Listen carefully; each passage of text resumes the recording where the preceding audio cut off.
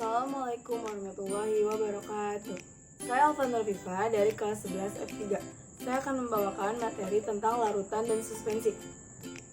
Pertama, larutan.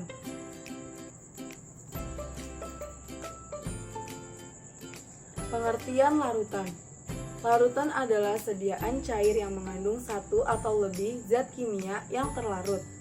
Komponen dari suatu larutan adalah solut, yaitu zat terlarut, dan solvent pelarut. Solut umumnya berupa bahan padat tetapi dapat juga berubah gas, sedangkan solvent umumnya adalah air kecuali bila dinyatakan lain. Macam-macam pelarut selain air. 1. Etanol untuk kamfer, iodium, dan mentol.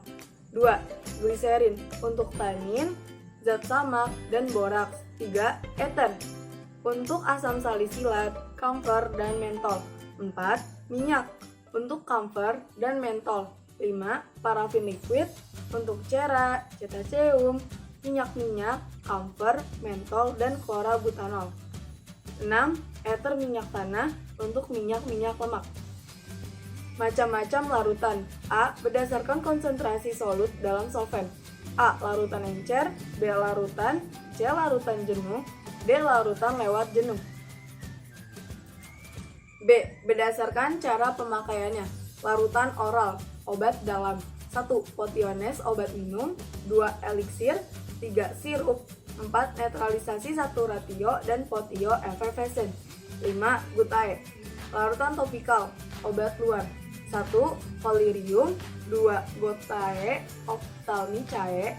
3. Gargarisma. 4. Ritus oris. 5. Gutae oris. 6. Gutae nasales. 7. Gutae auriculares. 8. Inhalationes. 9. Lavement dan enema. 10. Douce. 11. Epitema.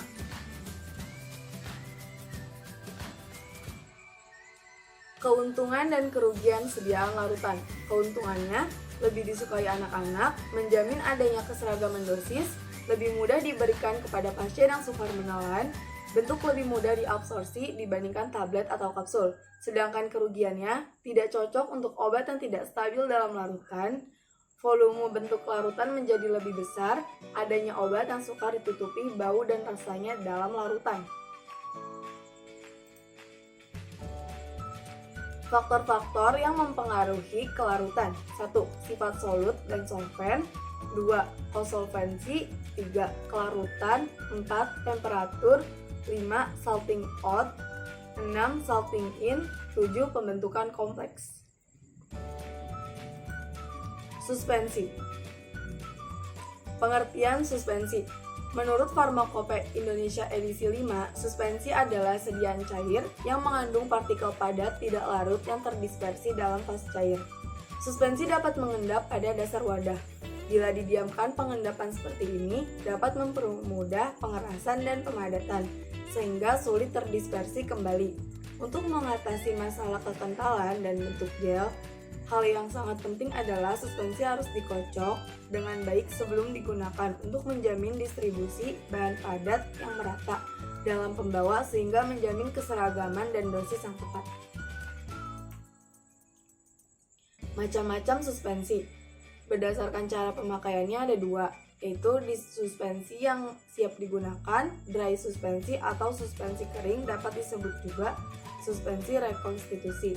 Dan berdasarkan cara penggunaannya ada suspensi oral, suspensi topikal, suspensi tetes telinga, suspensi obat mata, suspensi untuk injeksi, suspensi injeksi rekonstitusi, suspensi untuk lavement. Stabilitas suspensi. Pengertian stabilitas suspensi, partikel yang mengendap ada kemungkinan dapat saling melekat oleh suatu kekuatan untuk membentuk agregat dan selanjutnya membentuk compacted cake, dan peristiwa ini disebut caking. Faktor-faktor yang mempengaruhi stabilitas suspensi. 1. Jumlah partikel. 2. Sifat atau muatan partikel. 3. Ukuran partikel. 4. Kekentalan. Penilaian stabilitas suspensi. 1. Volume sedimentasi. 2. Derajat flokulasi. 3. Metode rheologi. 4. Perubahan ukuran partikel. Bahan pensuspensi atau suspending agent ada 2. 1. Bahan pensuspensi dari alam, golongan gom, ada gom Arab, kondrus, ragakan, dan algin. Golongan bukan gom, ada bentonit, vegum, dan hektorit. 2. Bahan pensuspensi sintesis ada derivat selulosa, yaitu metilselulosa, karbosimetil selulosa, hidroksisimetil selulosa. Segitu saja presentasi dari saya, kurang lebihnya mohon maaf. Wassalamualaikum warahmatullahi wabarakatuh. Terima kasih. Semoga video ini bermanfaat untuk yang menonton. Jangan lupa tinggalkan jejak seperti like dan komen. Dadah, terima kasih.